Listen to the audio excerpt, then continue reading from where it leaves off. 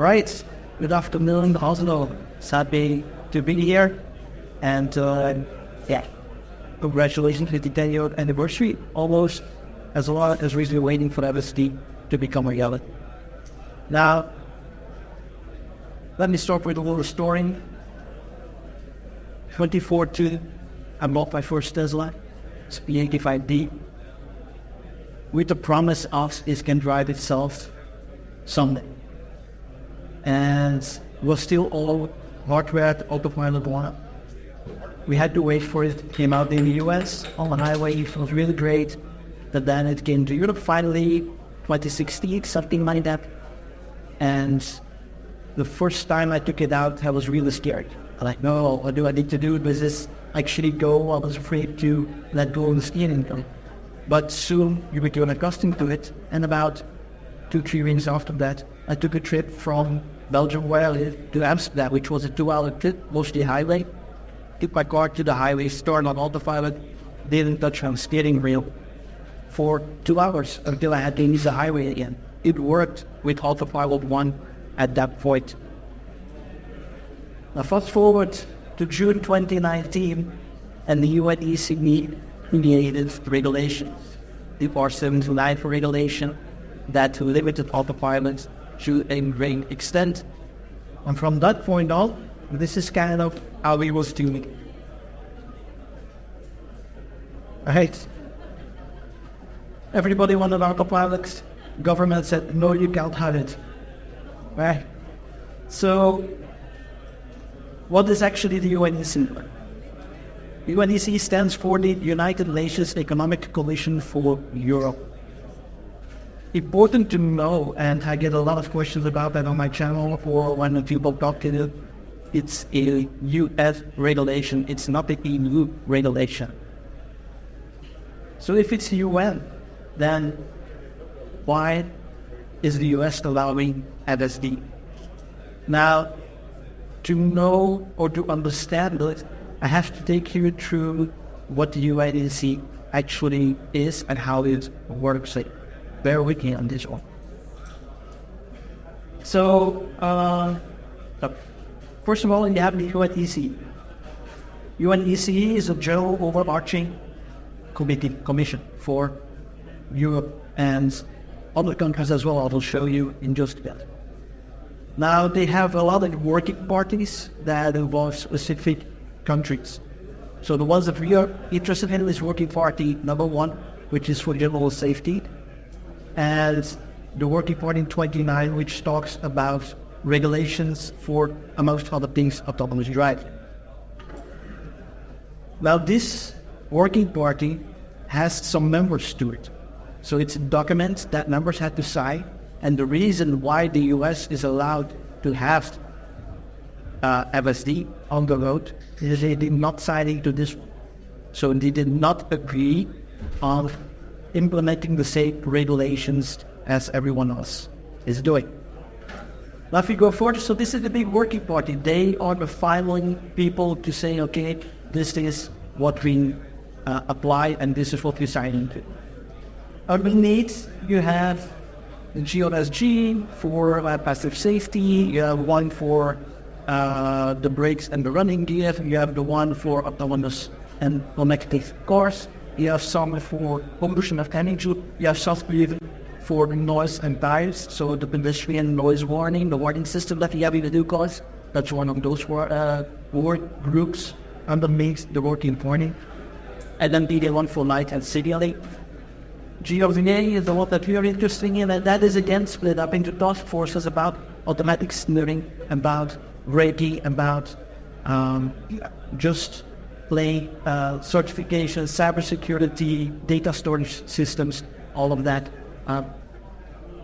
These are the ones that we are interested in, right?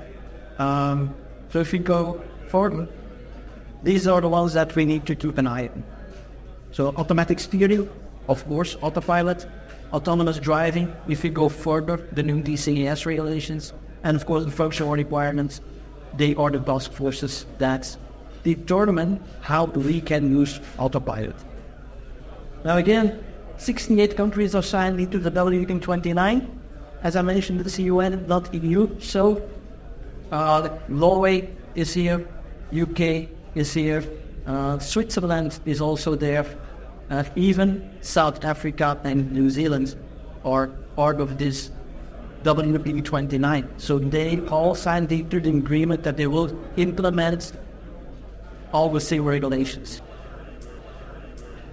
Now, before I dive into the details about the regulations, there's one more thing that I need to share with you, which is the azalea levels. When we talk about regulations, we are talking about usually level 2, level 3, level 4 autonomous driving. What does that mean? Well, those are these levels. And the first 3 levels you will see here, and in the top 4 says you are driving. You are in control of the car. And that is the most important part for the entire classification.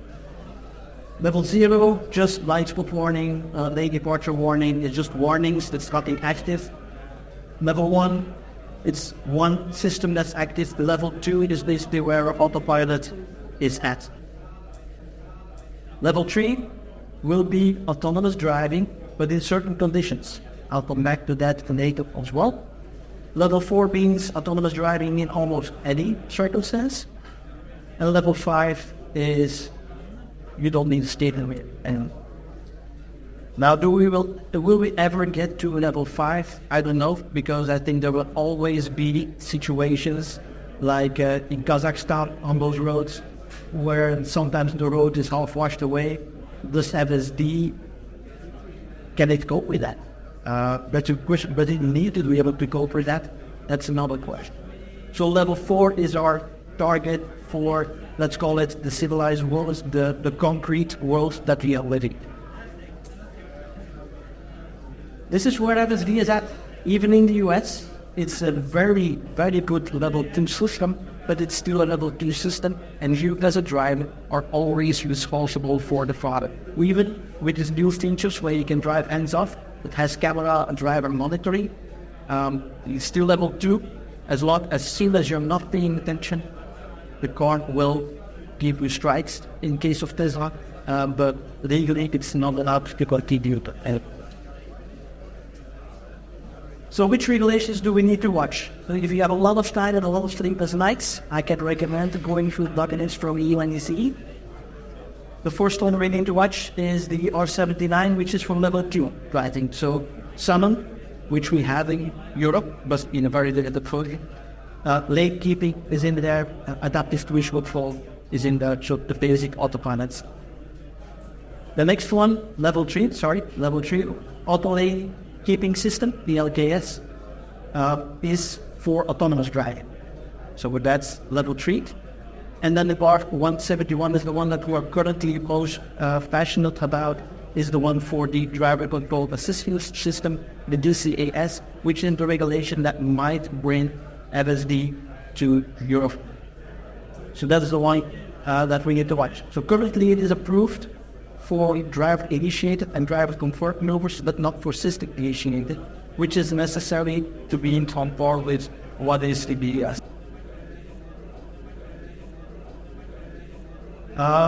If we go further, important to note is, of course, that cars itself do not fall within one of these categories, its functions. So a car can have the level 3 function, but can also have a level 2 function. The different regulations take place or they apply when the car is executing a certain function. So if a car is just, your Tesla has autopilot, which is level 2, but if you're just using your cruise control, on the old ones, you can't do it anymore in the new ones, but if you're just using cruise control, for example, then your car is executing a level 1 function. So it's not the car that needs to be certified, it's actually functionality that needs to be certified. So a car can have both level 2 and a level 3 capability. Now, to give you some insight into how idiotic some of these regulations are, this is an example that is straight. I drew the car thing there, but this is an example straight from regulations. They actually specify a maximum lateral G acceleration that you can have when turning into a bend. That means that, and this is translated into G's, that's roughly 0.3 G's that you can do. It's not a lot. it wants you to drive like an old grandma, basically, because they think that is the safest way to drive. Now, this has two downsides. One, the speed limits in a certain place that the car can leave are not always correct for that length. And two, if the car doesn't recognize the bend up front, as the Tesla car has been doing for quite a while, it has gotten better lately with old screens. But if you go too fast in the bend, the car can legally not go faster into that bend or turn more sharply into that bend to keep it on the road, and it is forced to drive you into oncoming traffic. That's regulations. Now the problem is on two sides. It's also Tesla's problem. They need to recognize the brake, of course, up front and slow down to an appropriate speed to adhere to these regulations. And that's the part that has been into quite a bit. Another one that we all face and we all have experience with, I guess, is driver initial input lane changes. So, for regulations, as soon as you start your blinker, the car cannot move for the first second. It's not allowed. Then between the third and the fifth second, it needs to cross the lane marker with the front wheels, and then it has 5 seconds to complete the maneuvers. Tesla and other car companies have been trying to extend that period, but the government or the UNECE said no. It's too dangerous. The reason why they do this is say, okay, you announce your intention before you start the maneuver. But having this much of a gap or time gap, is just not to be realistic in busy traffic. Now, what does that mean? This formula is literally from the UNECE regulation. They try to implement or they try to describe the real world into mathematical equations. That's where things go wrong and things go very slow. So I made an example. So you're driving at 120 kilometers an hour. You want to overtake the car in front of you. A car is coming from behind at 130 kilometers an hour. How big of a gap do you need between the cars? And if you calculate everything, then it comes to 35 or almost 36 meters behind the car that you need a clear gap before the car can even start rolling into it.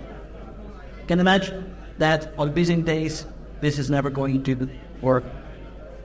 So that's why autopilot is not so great for easy operation. It's not so great.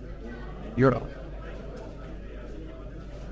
What is currently under discussion? So the DCAS regulations, the system initiated Ubers. So we have a driver from first to Ubers. The system, the way we have autopilot right now, the system suggests something the driver needs to follow that. And that is something that has already been approved in February or March. I think it's March. Now they're talking about system-initiated maneuvers where the car can actually decide to do the lane change. In that case, that gap is not such a big issue anymore because the car can determine the right gap at that time. Now you have to initiate it and hope that the gap that you have is just big enough. Hands-free driving on divided highways is also part of the current talks. So that's one of the big ones. If we can have that, highway driving will be a lot more relaxed. It will just be camera monitoring, so hands-off, eyes-on driving on highways. They basically don't say highways, but they define it as roads with a divider in the middle where there is no access for pedestrians or cyclists. So to minimize the variables, I just call it highways because they still access. I also had some discussions with Roland Martelli, the ex-vice president for cargo policy. Unfortunately, Norway works at Tesla at this point, but I had some talks with him about FSD, willingly coming to our countries, yes or no, and he was not too optimistic for even this year, because to comply with all the specific regulations, Tesla would have to change their software and add a lot of UNECE flags to it and say, okay, it's what in the UNECE, you can do this, but you cannot do that, and so on and so on. What Tesla actually wants is an AI system that works everywhere. And here we would have to combine it with hard-coded things, which is not something they really want to do. Now, that does not mean that they won't be something like this, but it's more unlikely. They could unfortunately not comment on any current development in that time. Of course, for DCS hands-free driving, we need camera monitoring. A lot, of course, everything up to autopilot 2.5 even does not have an interior camera. So what happens when these regulations are approved? Tesla brings FSD to Europe, and you don't have the interior camera. One of two options: either you won't get it, and you will fall back to the other regulations though. That's one of the options, which I hope won't happen. The other one is that the global new retrofit of the interior camera will be a costly thing for that to do, but we all paid the money for FSD many years ago, so it would be the right thing to do. Unfortunately, this talk is now happening 2 days before the next GRVA meeting, where they will talk about these new topics. And before that, last week, the TAS, so the driver assistance system or automatic driver assistance system, something like that. The task force on that completed their talks, and there are some brand new developments that took everybody by surprise, because now the DCES was talking about city driving. Now they're saying, well, actually we only want in highways. And we were talking about that hands-on driving, and we don't want that either. So it's a proposal. Nothing has been decided yet. It's a proposal they are putting forward for the meeting next week. There will be a lot of discussion, but the idea is that some parties are not convinced that the system is out. Mainly, there are two concerns that they. One is the system is not good enough, and that it will cause accidents. The other one is the system is too good, and people start relying on too much and thinking it's an autonomous car. One, it is, remember, still level 2, because you are always in control of the car. So yeah, safe to say, Tesla definitely not happy with this decision. So there will be a lot of talks about that and discussions. Let's talk about TAS. Never thought I would say that, but TAS stands for Actually Smart Summon, which is the new summon feature that came out in the US a couple of weeks ago, and is really awesome. Right now, it can actually detect what kind of road it is on. It's still meant for parking lots and only allowed at parking lots, but some of the parking lots actually have roundabouts and that kind of stuff. So I saw a video of a guy that was standing like on the wrong side of the roundabout. The car was coming from here, and the car knew it had to drive all the way around instead of just turning into the traffic. So it is really good, but is it allowed? Short answer, yes. Long answer, kind. Again, image that's coming from regulations.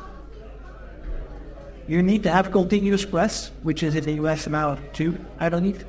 But also you cannot be further away than 6 meters from the car. With Tesla cars, I have noticed you have to be within the range on the key fob, which will go to 1 to 1.5 meters, and that's about it.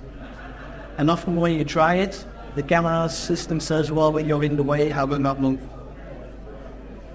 Theoretically, it can go up to 6 meters in distance. The way that Tesla is implemented, and this is on Tesla, it's not that usable in Europe and US. It's partly usable, and you can summon the car from 100 meters away while it's raining, and you don't have to get wet because the car is past the wheel. Or you're standing in a puddle, you don't have to get wet with your feet to get in, you can summon the car out. We can do the same thing, but just basically from a parking space back out of it, back into it, and just drive a little bit inside with Smart Summon. But that's about it.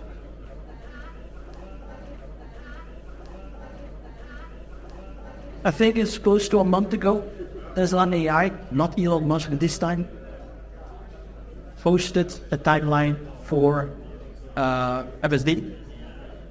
The bottom part is important for us. FSD in Europe, Q1 2025, depending on regulatory approval, which has always been the extra asterisk on any timelines there. The question is it realistic? Knowing what we know now and how the UNECE works, September 2024, GRVA meeting needs to finalize and agree 100% on what they want to do forward on the DCAS regulations. It was roughly a 50% chance before the new developments that came out last week. So now it's less than 50% chance that it will actually be concluded at the GRVA. And that's really positive. If that happens, it needs to go to the WP29 meeting, and that one is in November. Usually they want the document to be submitted way in advance so they can read it, they can prepare questions and all that kind of stuff. So chances of it going to the November meeting are very slim to kind of non-existing. So the WP29, they meet 3 times a year. That's November, March, and June. So the next one is March. In the meantime, GRVA has warned them to finalize the DCAS regulations or proposal. And once it goes to WP29, if GRVA agrees on everything, then basically it's just the formality. They might have a couple of questions, but they trust the different task forces to do their thing. So if the GRVA says yes, most likely WP29 also says yes. But after the approval at the WP29, it takes about 6 months before it goes into effect. So the DCAS regulations that were approved in February went into effect in September. So as of now, it is theoretically possible to have that DCAS system with hands-on driving. So September 25th is more of a realistic timeline to get DCAS, and hopefully with the hands-off, eyes-off the system, and hopefully from just on highways. But let's address a few elephants in the room. So Mercedes, 2021 already, first one approved for level 3, UN regulation 157, remember the ALKS regulation. They were approved. However, that regulation was approved generally in all UNECE level, but because it's no longer allowed to take out your cell phone and start texting while driving, regulations had to be adjusted, because now you can. If you have a Mercedes, if you drive in Germany or the UK by now, you can have level 3 driving, in traffic, 60 kilometers an hour maximum speed, and you can take out your laptop and stop working. It's legal to do. But only in Germany, because they are the only ones that adjust their regulations. So that's hardly limited. The regulations have in the meantime been upgraded to allow it up until 130 kilometers per hour, but Mercedes has not implemented up to that. Now also, only Germany was one of the constraints. The other constraints are only in good weather, so it can't rain. There cannot be tunnels. You're driving in the same lane, so there's no auto lane change and all that. There's no emergency vehicle. There's no roadworks. There's no police that is guiding traffic, so it's very limited. And it's more like a bragging right, like, hey, we are the first to have level 3, but it is very limited. Now, if you're stuck in a traffic jam on the German autobahn, it's wonderful.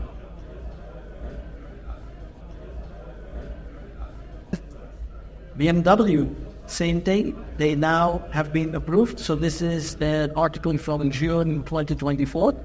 The BMW 7 Series with the highway assistant is also approved. Level 3, again, 3 countries. Germany, UK, and Spain. So those are the 3 countries where it is allowed. But also, If you look at the bottom here, it's oh no, this one is exclusive. Mercedes is paying a lot. This one is exclusive in Germany, even. So no other countries. If you're a German person, wonderful. If you live in Croatia or anybody else, lots cheers you have got that one. Another one, Ford Blue Cruise has hands-on driving for most countries in Europe. So they do have the hands-off, eyes-on principle. So how can that be that the DCS regulation has not been approved? Well, they have gone through a very lengthy and rigorous certification process. Could Tesla do the same thing? Sure. Will Tesla do the same thing? Probably not, because they're still looking for that generation even. They are not investing into the sidetrack. We want to stay on the main branch, on the main road, to get autonomous driving for everyone. But in theory, they could apply for it. It takes many months and many tests that need to be done. But in theory, they could actually do it. So the big question, should we hate the UNECE? As Tesla drivers, we tend to be very vocal about it, especially me, about these regulations and the lack of progress. But in essence, the UNECE at its core has a very good purpose. They want to keep the roads safe, both for us as drivers and other road users. They also talk about the homologation process. If the UNECE did not put anything into one process, then I might not be able to drive my car here, because vehicles in Belgium need to be orange, and in Norway you like being pink, for example. Or I need an anti-loud pedestrian warning system, and the warning system is too loud for any other country, for example. That would be very difficult. So we are a nation, a community of small countries, and it would be very difficult because each country has different road markings, different road signs, different laws, different speeds. It would be very difficult to have something that is uniform and is allowed in every single country. So they have good purpose in essence, but they just take way too long. As showing the structure is just way too complex to model on quickly. So yes and no. I think I see that point. I know why they are used, why they are in the social, but on the other hand, 5-6 years, it's too slow, too slow. So what can we do about it? As always, if you really want autopilot, if you really want to have your car drive you to work instead of you driving the car to work, then be vocal about it. Talk to your Minister of Transport. Use the local Tesla owner club that you are at. They can get in touch with the government and let them know that we want this. The more that we have, the more put pressure back we can put on it, the regulators. And this is actually the time. There was a time where Tesla actually asked me to back down a little bit with the pressure on the regulators. Usually I was kind of surprised to learn about that, but they actually watched my videos by the progress or the lack of progress. And in the earlier videos, I was speaking also about the specificity once in a while, and they were not happy with that. So actually I got asked to not be that anymore. But yeah, we need to put pressure on them. There is no way to get like a common, how do you say it in English, like a common data to get the signatures all out. Yes, it is possible, but for that has to go through the European Council, and then you have at least 1 million signatures with minimum quota for each country. So the bigger the country, the more signatures you need per country. So it's almost impossible to get that going. So I started that once, but that was just not working. But be vocal about it, talk to the government, make sure that they support the country. So that was it for me. So let's connect if you want. There I have a lot more videos with more details, a lot more details on my YouTube channel. If you're not subscribed, please go ahead and subscribe to the channel. Follow me on Twitter, yes, Creative Products. And for now, we still have, let's see, we still have a few minutes left, I think. So I'm happy to take any questions if there are any questions about FSD or anything else in general. Yeah, sure.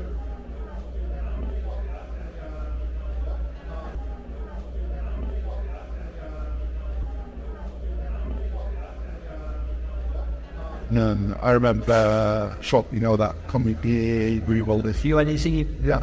But are they other from this people, the circulations, are there people from like or companies or yeah, good question. The people that are involved in the talks are the people that are coming from the car companies. So you have Avere, for example, which is a big conglomerate of all the different car manufacturers. They will talk to the UNDC. The people in the UNDC or in the GRVA or government people, which is one of the issues. They are not that technical lessons, but it's also somewhat a mystery of who is in there, because I've been searching for years. There is not a list that you can find like who is exactly in this specific meeting or in the specific GRVA group. I know a few people because they are my sources as well, but in total they are on the heavy NDAs also. So it's very difficult to know who exactly is on the but mostly they are not from any technical area. Yeah. Any other questions? Yeah, sure. I know it's also a little conspiracy, but it looks like the regulations are working kind of against us and for the other companies which are slower to none. It used to be like that several years ago. Now the German car makers are just pushing just as hard and still allowed to get this through. Everybody from the auto industry is pushing forward to get this going because they are already, not everybody is at the same level as Tesla. Then you see Mercedes goes for level 3, BMW goes for level 3. BMW also has the mirror glancing in the front as a driver coordination, so that's a eyes-on, hands-off system also that they can say, okay, if you glance in the mirror, we have to use the drive signal or we know the wheel.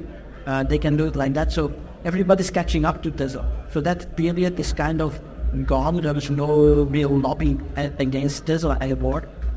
It's just that the governments, the problem with governments is they care about road safety, but they expect perfection from an autonomous system while they still allow every day that people kill other people with it. And that's one of my main pet peeves to talk about online as well. As soon as the system can see one additional life, it should be allowed to land. But perfection, no, it cannot exist.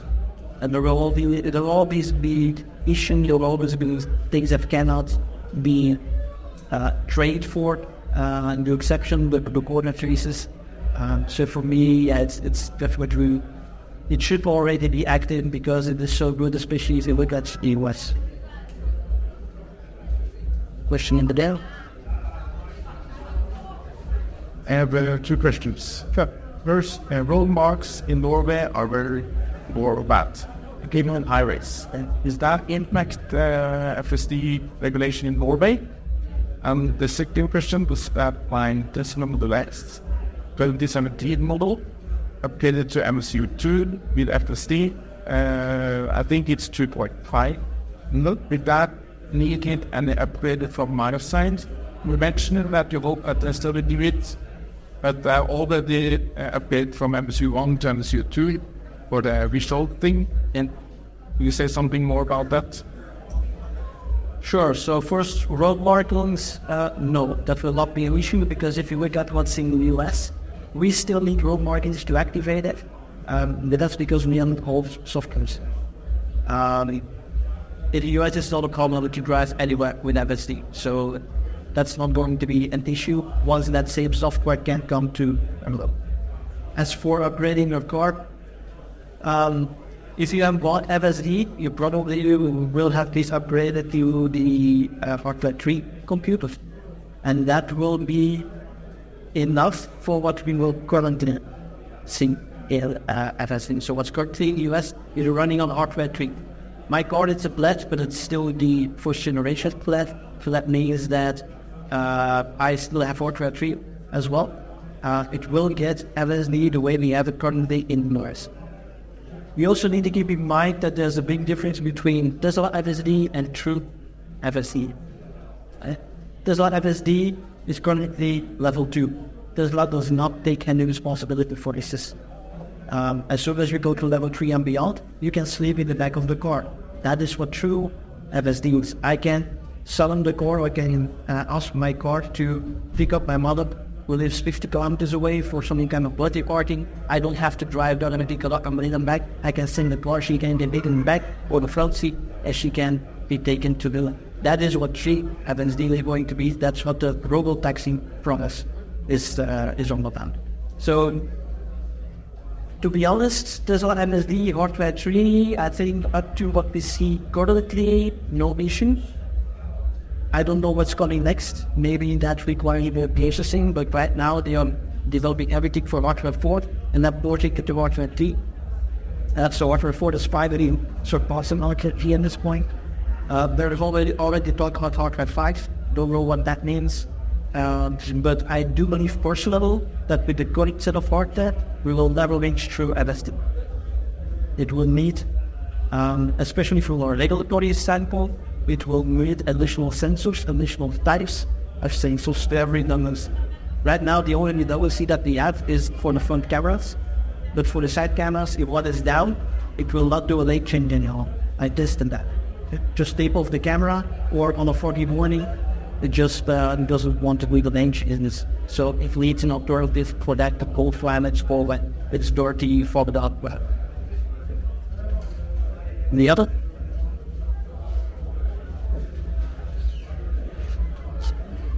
Any other questions? Good to know something about the YouTube channel and how they combine that to their regular work. Difficult. So I had a full-time job as an IT manager at the company, which pays a lot of overtime as well, often, and that I have to combine with my YouTube channel. So it's not always easy. That's also why I haven't always been consistent in my bidding. Sometimes it's relatively easy to do, like for example the autopilot testing that I've done before. Those videos, they usually take about half a day. I know my routes that I want to test, I know at this point, and sometimes it's like testing 5-6 times the same thing to get the proper result. That there's nothing apart from the other side that the car is rating on. If the car is doing something weird, retesting it, saying that it is consistent and surplus. That's about 4 hours work with video anything good. When we talk about videos for the regulations, I have to go through the entire document. I never use ChatGPT for reading the document because the wording in the document is actually usually distorted. And that takes usually about a day and a half. So yeah, that's several nights spread out, and then I have to record it, I have to edit it. Luckily, I now have some good software that records and edits kind of in one. But yeah, it takes a lot of time. It's a very time-consuming hobby. Just a follow-up question. One of the most viewed video you have is Cold Brown. Well, Norway, yeah. Can you tell us a little bit about the episode? Yeah, sure. So it all started with buying the plat. And of course, if you have a machine like that, you want to test it. I upgraded my car with the carbon absorbing brakes to unlock the top speed. Did that on the autobahn, of course, there inside. Which is very hard to do, actually, because at very high speeds, the car becomes unstable quite quickly if you get some jumps in the road. So it's very dangerous. I would not recommend doing that. I'm just a shorty by not is. But also, I wanted to see how it actually performed on the track. So I reached out to Misha Kennedy. There's another thing is YouTuber. He drives everybody's car on the Nürburgring. He has done like 10,000 laps. He knows everything inside out. I was like, here's my car. Please take me on a trip around the Nürburgring. And he did things with my car that I thought were just plain impossible to do. Corners that we were going through at speeds that I was thinking we should be somewhere behind that value right now. And the car was actually performing great. So I was like, awesome, I can do that too. But of course, I know myself, I'm quite competitive. But on the other hand, I'm also careful. It's my daily driver. First of all, you're not insured on the Nürburgring. That's also important not to remember if you haven't go there. And it's not only about road driving, somebody can crash into your car as well. So you have to keep that in mind. But when I went there back with my brother a few months after that last year, and we did a couple of good laps, no problem. And of course, you get more and more confident. And then we come to the high-speed section, and I just gave it a little bit more. Came across the bump, car turned light, had to correct before turning in, of course. And then I was on the brakes while I was going into the forest that is known for being bent in the wrong direction. If you're on the brake or even just letting go the accelerator, the car is just, the back is just setting up at that point. So when that happens, the only thing I said was, oh shit. And then it was full lock control. I had to keep the car as much as possible on the tarmac. As long as I was spinning, I was losing speed. Some people commented like, yeah, you did nothing, and just were a passenger allowed for the ride. I actually was very conscious about what I was doing because I wanted to lose as much speed as possible. I had seen a lot of other accidents where they started counter steering, and as soon as the car got grip, it just shoots out in that direction. But whether or not it was the right thing to do, whether or not I was along for the passenger, it was actually the only right thing that I could have done, because every other outcome would have been worse, because eventually I pulled the car straight like this far from the barrier or at that point, and we had to let it go. The car slid onto the grass, and because of that, grass came in between the wheel and the tire. So that meant that the tire was leaking air at that point. That was kilometer 7 of the track. The track is 21 kilometers, so we have 14 kilometers to go to get off the track and not have to be towed off the track, because one, that's expensive. Second point, they tow you to a city nearby, and then it's on your own at that point. So luckily, I knew Misha, and we got off the track, drove to Misha's place, asked him if he could help. He did not have the equipment, he had changed the tire. He did fill it up to like 4.5 bars, something like that. Told me to drive to the other side in the Nürburgring where they have Monday racing, and they actually, it's a Porsche center. So imagine Porsche guys, the ice guys, the heavy machines, the loud exhausts, and then you come down with your electric car. Can you help this? But they did. I didn't have to pay anything. So they just pulled up the tire. I thought the reef might have been bent, but everything was okay. They didn't, and I even took the car. I had to go in for service the day after anyway. So I asked the guys from Technical, like, please check everything because this happened. And the car was just perfectly fine. There was no risk of slipping the car. It was very stable on the ground. I was never scared when that would happen. I was mostly scared for, hitting the tire with the front of the leg off the car. Was quite effective. I still have to go back. Maybe next week, if the wedding is fine, I'm going back there to get back on the purple billboards. I stay so close to its fire. Kind of a lot of things. Honey, there's one more question, but for the last week, No, that's good. anything? Yeah. I think it's important back to having the regulations could get in favor of letting things FSD. One about people to mention the analysts are going and trying to influence politicians is statistics which Tesla has been making for many years now, showing how navigations the general cars getting units or maybe might accident, and it's even lower for manual braking Tesla because of all the warnings inside, and it's even lower when you're driving out autopilot, and it's like, well, you can save it up. Yeah. So I mean that should be enough for the stakeholders to say it should go for this because that can save lives and accidents. Yes and no. What the regulators, I don't know, like for the past half years, but up until last year, they were actually saying we don't really care about the US media because the road system in the US is vastly different. Traffic lights are in different places. The roads are much wider than what we have. So Tesla has taken them on many demo drives. I know there's a few people around that are working for Tesla for Canadian bus operators that have the FSD version, of course, but also the ones that are in talks with the regulators. They can enable FSD on their cars, and they have been taking the politicians around for the drive. So the movement is going to convince that. But data from the US was not just accepted as the full truth at this point. I can understand why on the one hand, and on the other hand, it's not reachable. Right? So principle in that situation is already observed. Why not try it? And that's a bit of the problem that we have in Europe and other UNECE countries is the trying part. In the US is we try it, we fail, we adjust.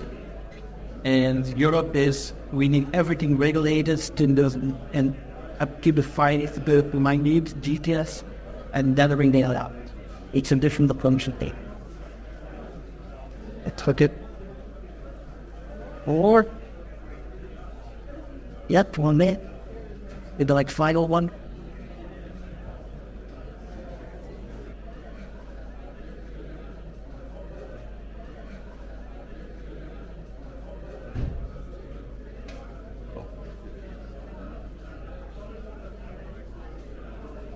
Well, about the responsibility of Tesla and for the ones like you and that FSD several times. Yet. Do they have any realistic responsibility or is it small? Within Good question. Let me see short guys. Who was brought FSD? Twice. Who's more than once? Thank you for sponsoring this up. Yeah, I'm with you guys. I have it 2 times as well. I think this one should make it transferable for any of us until we become a reality. They are making it transferable, or they have made it transferable a few times already at the end of the quarter, like a new incentive kind of thing.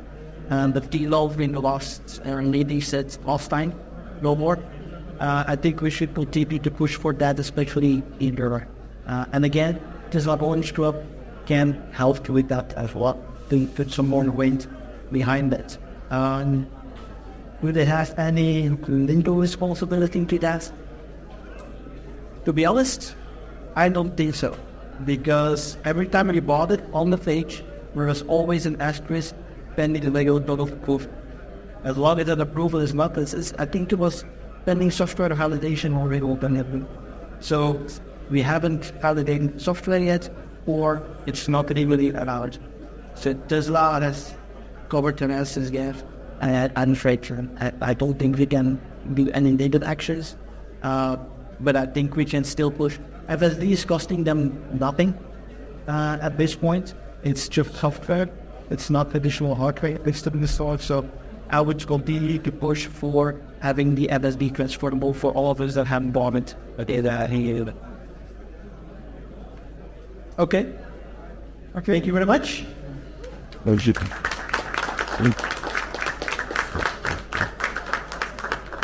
Steven is from Belgium, and as we all know, the vision chocolate is much better.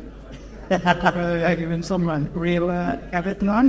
Thank you. Thank you. Oh, thank you very much for service. All right. Big hand for Steven and thanks for putting the card. I didn't hear it.